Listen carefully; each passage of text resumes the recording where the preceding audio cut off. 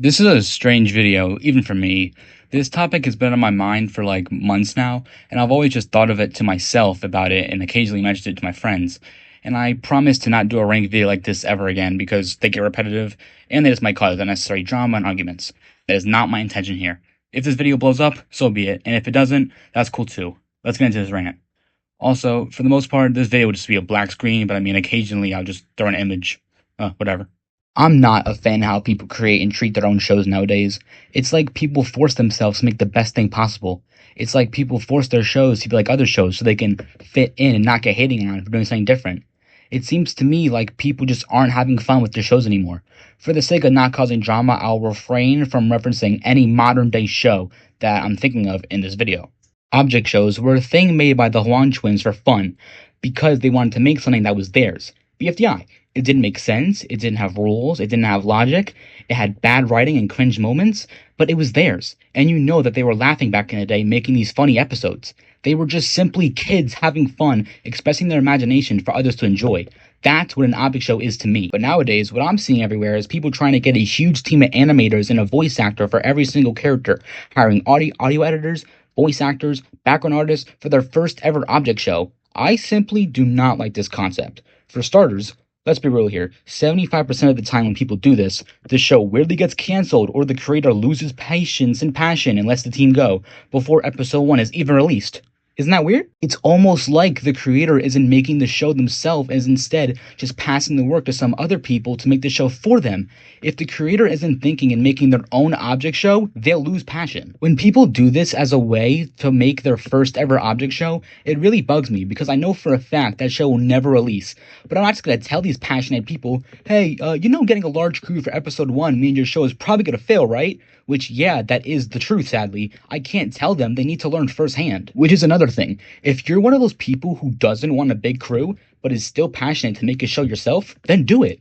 You can literally make a full episode of your show by yourself. You don't need a team. And I think that's what the OSC struggles with nowadays. And you can disagree with me, I'm fine with that. But you do not need a team to make an object show. At most, you need like one friend or a group of 4 buddies. At most. That's my opinion, at least, and that's how I've always made my shows. It's always been me, my best friend Speedy and Local as co-creators, and my friends just occasionally making voice cameos. Now, let's say you want to make a show, but don't have anyone to help you make it. Cool, that's not a reason to quit. You can just make it by yourself. But you can't animate. Then do an object comic. But you can't draw anything. Then simply just start writing scripts and make a whole book if you want to, and then post it for people to read it. There is absolutely nothing stopping one person from making a whole object show by themselves. You don't need a big team of 5 animators, 15 voice actors, 3 background artists. You don't need that. Sure, you can have that, but if you truly want the object show experience, make a show by yourself and just have fun. Like, sure, you can watch shows to get inspiration, but don't listen to their rules. Oh, BFTI has recovery centers? That means my show needs to have recovery centers. No, your object show can be whatever you want it to be. Just because you see something in someone else's show doesn't mean that's an official rule for object shows. Like, I don't know, I've always been against an object show rulebook. There are 0 rules to making a show. Have it take place in Bikini Bottom and all the characters be based off Marvel characters. That's allowed because it's your creation. Don't let anyone discourage you from telling you what you can and cannot do. Why is this and this happening in your show? That doesn't really make sense. Gady X2 Lover 888, it's an object show. An alive water bottle with arms and limbs can drink a can of Dr. Pepper while chatting with an alive conch shell while sitting on a bench that isn't alive. What makes sense about that? Nothing. People look at old object shows from 2011 to 2015 and go, ew, the animation is so bad, which 1, no it's not, and 2, who cares? Let's look at Object Overload, one of the first very object shows, made by Zenny Leaves. In the first ever episode, the literal BFDI background was used. Does that matter though? No. Sure, you can consider the show lazy, generic, and badly written, but it was Zenny Leaves as a child making a whole 7-minute animation, and it was all theirs. Look how big this cast was. They voiced everybody in episode 1. You don't need voice actors. The BFDI eyes and mouths were used. And you don't need a unique animation style to stand out. The show is cringe and lame at times, but it was fun, and that is all that matters. You know that thing people say, oh, skip season 1 of II, start at season 2, that's when it gets good. They even reference it in the finale, and that literally makes me so upset because season 1 is probably one of the funniest and best object shows ever. Why? Because it was Adam, Brian, and Justin having fun. It was a group of kids making something that was theirs. Bad animation? Why does that matter to people? The art style is ugly. Life's tough. Get a helmet. If you're not gonna watch a show because it doesn't look well styled, leave the OSC and go watch a Netflix animated show or something. We're all either kids, teens, or young adults animating objects competing for something. Objects, by the way, we're animating living objects. Why does it matter if a show doesn't look well animated? Can't we appreciate that we're all just inspired creators wanting to make something special that we can call our own? Why do we spread hate? Oh, it's just support. No, I'm sorry. I really don't think it is. We spend so much time looking at what's wrong with an object show. Nobody goes around saying what's good about a new object show. Oh, we just want to see it improved. Do you?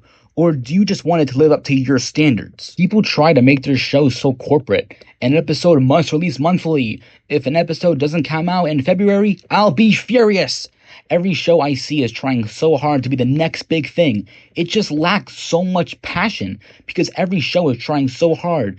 Just have fun and make something stupid with friends. Stop trying to be like BFDI. Stop trying to be like Anime Insanity. Stop trying to be like Total Drama Island. Just have fun. Don't listen to people telling you what you're allowed and not allowed to do for your show. Sometimes I see people, hey, I'm making my first object show soon. Any tips? Be yourself. Have fun. Literally the only tip you should give them. Because if you're one of those people, okay, so you need to have 14 or 20 contestants. Your show can't be too small, but it can't be like BFB size, you know? Just, please, shut up. One final point. Don't let views discourage you. This is one of my biggest pet peeves.